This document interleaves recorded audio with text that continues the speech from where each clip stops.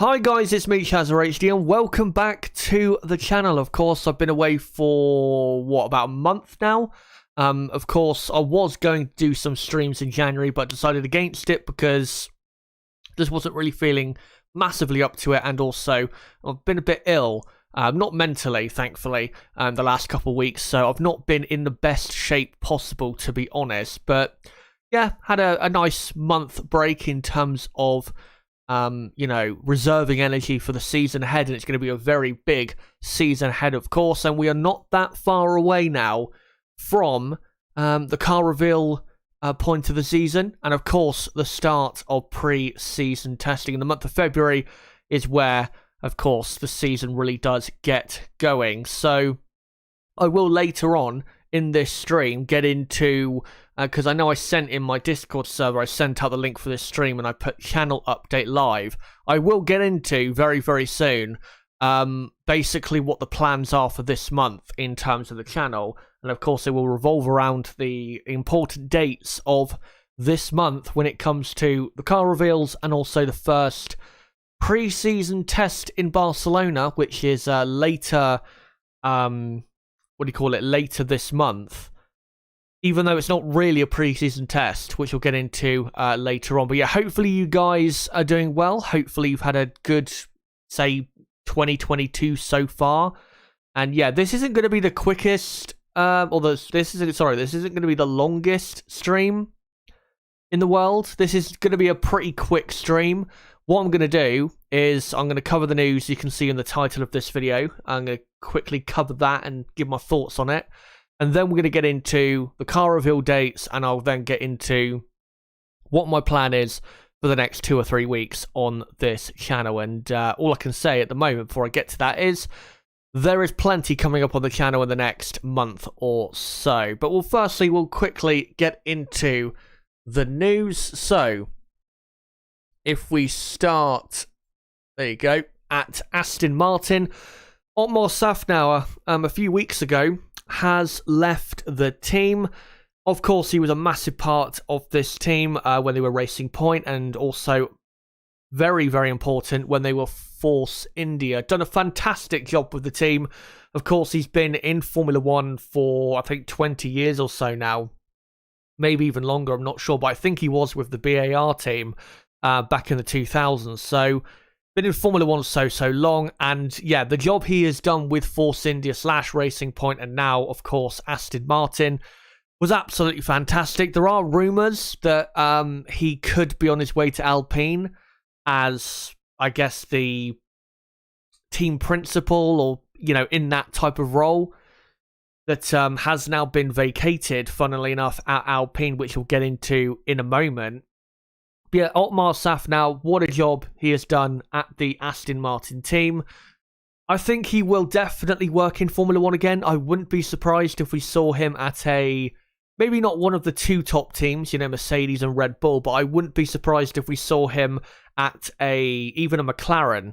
I wouldn't be surprised at all, because he has been a vital part of this team for so many years, and definitely is a big reason behind why that team has been so successful and produced so many good results, considering the lack of resources they have or had compared to other teams they were fighting against. So Otmar, it is a bit sad that it's come to an end at that team, but I'm sure he'll get a job somewhere else, because his quality cannot go untouched, if you know what I mean. There's no way he's not going to be with a Formula One team the next couple of years. I wouldn't be surprised if he was to go with Alpine. It would be a good move for the Alpine team. Like I said, I wouldn't be surprised if he went to a team like McLaren. I think if McLaren did hire him as someone to add to their, to add to the structure that runs the racing team, I think he would be absolutely brilliant for that, alongside, of course, Andreas Seidel. But yeah, I think he'll definitely be back in Formula One some way, somehow. But he has been replaced quite quickly, showing, of course, Aston Martin did have a plan in, when he departed. And they've hired this man, Mike Krack, who was the ex-head of motorsport for BMW for their, GT and racing division. And I'd actually say it's a pretty, when you look at his background, it's a pretty good move. I mean, maybe I'll be proven wrong and he won't be good at all for the team, but I'd be surprised by that, because if you look at his background, like I said, he is definitely qualified for the job. Of course, they've took inspiration from McLaren in this hire. McLaren, of course, hiring Andreas Seidel in, I think, was it May of 2019, and Andreas was the, I think, ex-head of the Porsche Motorsport program. So clearly they're taking inspiration from that. And of course, Andreas has played a massive part in why McLaren have risen back to a good place in Formula One. But I actually think if you look at what Mike has done, it could actually end up being a better hire for Aston Martin than Andreas Seidel has been for McLaren, because before Andreas Seidel came into the McLaren team, I don't think Andreas had ever worked in Formula One before. Mike, though, Mike Krack, has, by the way, very funny name, of course.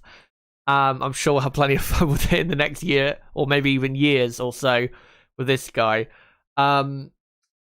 He has F1 experience. He did work back in the 2000s, mid 2000s, with the Sauber team.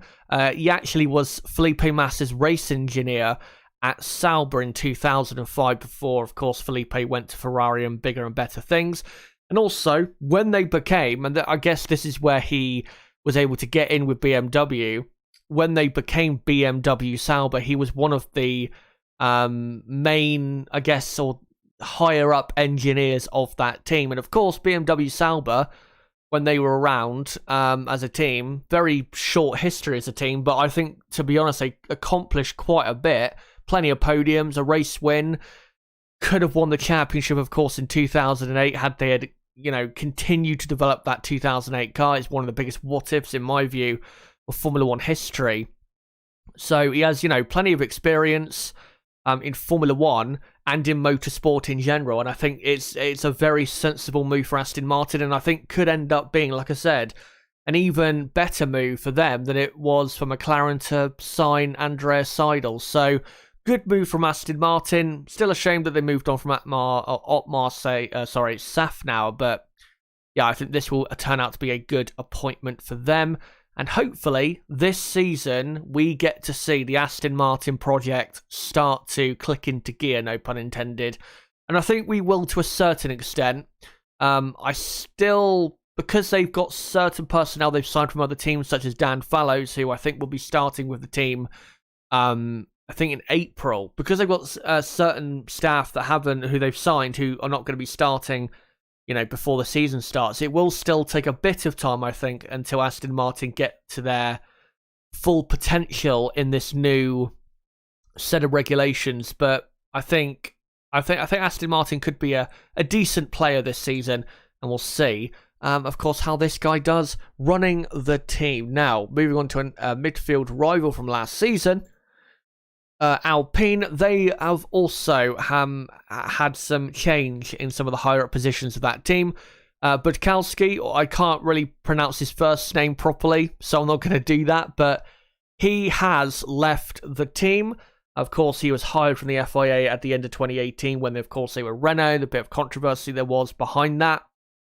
But, he has now left the team, and this role hasn't really been replaced as of yet, which makes me think that Otmar Szafnauer may be going to Alpine, like the rumours, were saying. We'll have to see about that, but yeah, no real news at the moment who is going to be replacing this guy. I mean, there has been a couple reshuffles in the Alpine team, but it's not really to do with the role this guy had, and the role this guy had was basically team boss. After, of course, Cyril Abiteboul.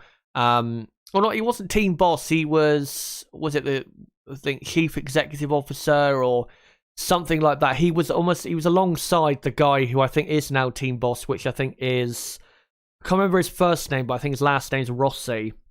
I will admit, I don't know everyone's name at the Alpine team, in the higher up positions, but yeah, this guy hasn't really been replaced as of yet, so we'll see what happens when it comes to that. Maybe it will be Otmar Szafnauer, we'll have to see. But yeah, we'll get into those reshuffles in just a moment. Also, Alain Prost has left the team. He was I guess you could say, consultant for the team, and now he has left. He did express a bit of anger and disappointment that it was announced without, a joint joint statement between Alpine and Prost, which is what he wanted. And he basically said that, he was offered another year in his role, but he decided due to personal family reasons that he doesn't want to. So that's why Prost is no longer going to be at the team. To be honest, I don't think Prost really had that big of an effect on the Alpine team or the Alpine project. It's not really a loss. No disrespect to the great man, but it's not really a loss for the Alpine team. With the previous guy we talked about, though, I guess you could say it might be a loss in terms of him leaving, because since he joined, I would say that team was definitely better than they were before, but not really much better. Now, they have, Alpine, reshuffled their team. This guy is, of course, he did join what is now Alpine, but was Renault. In 2020, he joined them at, right before, I think, the start of the pandemic, and joined, of course, from McLaren, who he, I think, rejoined for only 1 year in 2019. And now he has been moved to, I believe, if I just, I'm just going to quickly look this up to make sure I get it absolutely right, what role he has. I think it's Chief Technical Officer or Technical Director, something like that. Pat Fry has been promoted to Chief Technical Officer, and Matt Harmon is now the Technical Director. Matt Harmon used to be, I did a brief amount of research on the guy. He used to be the ex-head of the power unit, I guess, development for Mercedes, I think. I don't know how many years ago, but used to be in that role. So a decent reshuffle there. Pat Fry's had, he's had good moments, bad moments in the last, say, 15, 20 years. A lot of experience, especially at top teams, which will help the Alpine team in that role a lot. But it's still hard to say with Alpine, where they're going to be for the season. I mean, obviously, we don't know where anyone's going to be for the season, but is it the smartest thing to be reshuffling at this point with only a month to go until really pre-season testing in the first Grand Prix? Is it really that smart to be doing this at this point? I'm not sure. Maybe they could have done this a few months ago in preparation to give, Pat Fry and Harmon more time in their roles. But it's hard to say where Alpine are going to be, really, I think, for the season. I think if you compare Aston Martin and Alpine, I would say Aston Martin are better set up for this new set of regs. I think one of the reasons behind that is I think Aston Martin didn't really develop last year's car. I think Alpine developed theirs a bit more than Aston Martin did, and I think Aston Martin have better personnel than Alpine do. So if you compare the two teams, I'd say Aston Martin probably have a higher ceiling for the next 2 or 3 years of this new set of regs that we're going to be, of course, getting into this season. So we'll see what happens. Hopefully one of the two can move themselves high enough up the grid to be a top-ish team. But we'll see, of course, when it comes to that. But now I'll just quickly get into, I guess, the channel update part of this stream. So even though there's not been that much news in the last, 2 or 3 weeks, I felt I needed to do this stream. Not only to just, quickly cover that, but also to update you guys what the plan is for the channel in this month of February. So, if I just get it up quickly and get rid of that.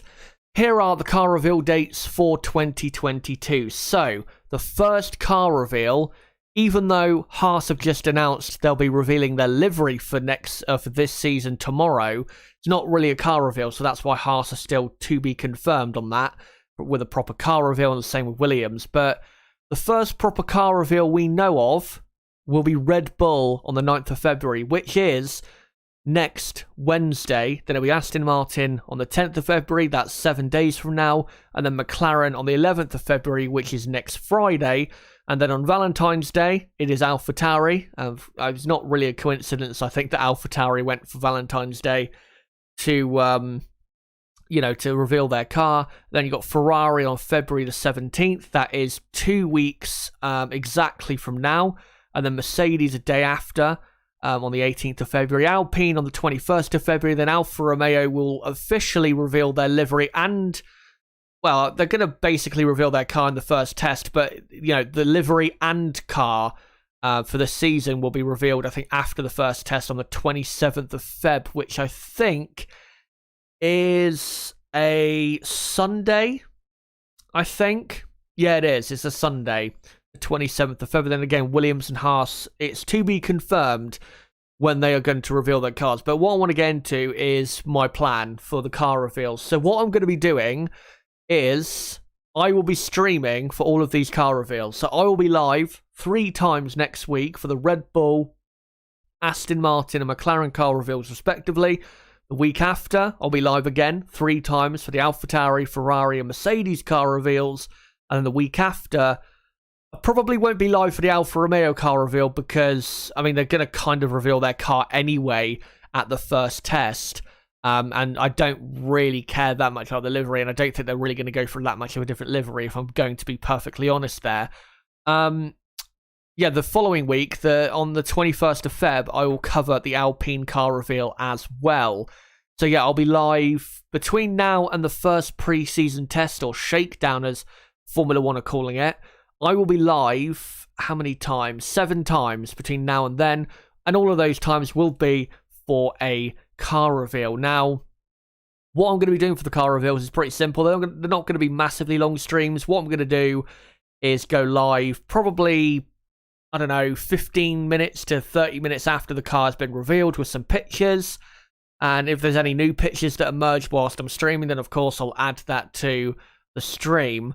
And then what I'm going to do is basically read out your comments in chat and, let your views be heard, because obviously with the car reveal there's not much to be said other than looking at certain angles of the car and pointing out the new parts for the cars in 2022. So that's basically what the car reveal streams are going to be. So make sure to come along to them, because I want to hear what you guys have to say about the new cars, the new liveries, etc, etc. So yeah, make sure to come along to them, because I will be basically airing your thoughts. Obviously I'll give my thoughts on the cars and how they look and certain bits and bobs, but yeah, it's mostly I want to hear what you guys have to say when it comes to the car reveals and the certain cars. So make sure again to come along to those car reveals and we'll see what you guys have to say. And then after those car reveals, the 7 car reveals there, again, we don't know when Williams and Haas will be officially revealing their car. We do know when Haas are going to reveal their livery, which is tomorrow. It's probably just going to be the same livery, to be honest. And it's going to be a 3D render of the car, so it's not going to show anything really that magical or fantastic about the new 2022 car. It's just going to be a concept car, basically, with a new livery. After the first 7 car reveals there, Red Bull through to Alpine, the first pre-season test is on the 23rd, 24th and 25th of February at the Circuit Catalunya in Barcelona. But there is quite a bit of a change this time. It won't really be a pre-season test. It is classified officially as a shakedown by the FIA, meaning there will be no live TV coverage of the first test, nor will there be live timing from the first test. So, and that's basically what a shakedown is. It's just basically cars going round and round, and that's it. That's basically what it is. So in terms of my coverage of the first test, it is a bit disappointing from a content point of view that is going to be the case, but I'm not really that bothered by it. It's basically F1's version of what football teams do when they do a behind closed doors pre-season friendly. That's basically what it is. It's a behind closed doors shakedown of the cars. There's nothing wrong with it, and I'm not really that bothered. I know some people are like, oh, I really want to see the cars, and yeah, I get it, but we're going to get to see the cars in testing about a week and a half later. So, like I said, doesn't really matter that much. So what I'm going to do after all of these car reveals that I am going to cover, like I said a few moments ago, all I'm going to do for the first test is I'm not going to cover, day by day, because without live timing and live coverage, it's very hard, of course, to get into really stories of what's going on. So what I'm going to do is I'm going to go live at the end of the 3 days and basically cover all of the news and gossip over the 3 days in basically a review of the first test. But then when we get to the second preseason test, when it's, going to be televised all 3 days like it was last year when we had, 8 hours a day, and it was obviously 3 days, so 24 hours in total. I do have a plan for that, which I think you guys will be excited by, but I'm not going to quite get into that yet. I'll get into that probably at the end of this month when I cover the first shakedown test, whatever you want to call it, from Barcelona. But yeah, that's the plan for the channel. Plenty of content coming your way. And yeah, reminder guys, 3 streams next week, covering next Wednesday, the Red Bull car reveal, then next Thursday, the day after, the Aston Martin car reveal, then the day after that, on next Friday, the McLaren car reveal. So don't forget to come along to those streams and give your thoughts on how the car looks, what you think of the new 2022 cars. Red Bull, Aston Martin and McLaren, I think will probably reveal the actual car in the flesh. I don't think they're going to do a 3D render. I think they'll actually show the car properly in its physical form. May not have the proper parts on the car that it's going to have when it actually hits the track, but they will, I think, show it in a physical form as well as a 3D rendered form. But yeah, make sure to come on to those streams next week, guys. Sorry that it's a short stream, but again, I'm not physically that well at the moment. I am going to do those streams next week. I'm getting much better. A week and a half, 2 weeks ago, I was very, very ill. So yeah, I'm not really been in the best condition, put it that way, to really do any streams over the last 2 or 3 weeks. If you want to know what I've been suffering from, I've had a staph infection over the last probably 2 or 3 weeks, probably even longer, because I didn't get it properly diagnosed until about, a couple of weeks ago. So yeah, I've been struggling with that. And of course, if you know anything about staph infections, you'll know that they are very serious. You can die from them if it is left untreated for a long period of time. So yeah, I've been struggling with that. And it's getting better. I wouldn't say I'm fully recovered, but it is getting better. But by then, by the time we get to those first car reveals, I should be able to do the content that I'm going to be doing, of course, for you guys all season long. But yeah, guys, thank you for watching this video. And yeah, I'll see you next week for the first car reveals. It's been me, Chazza HD. Goodbye.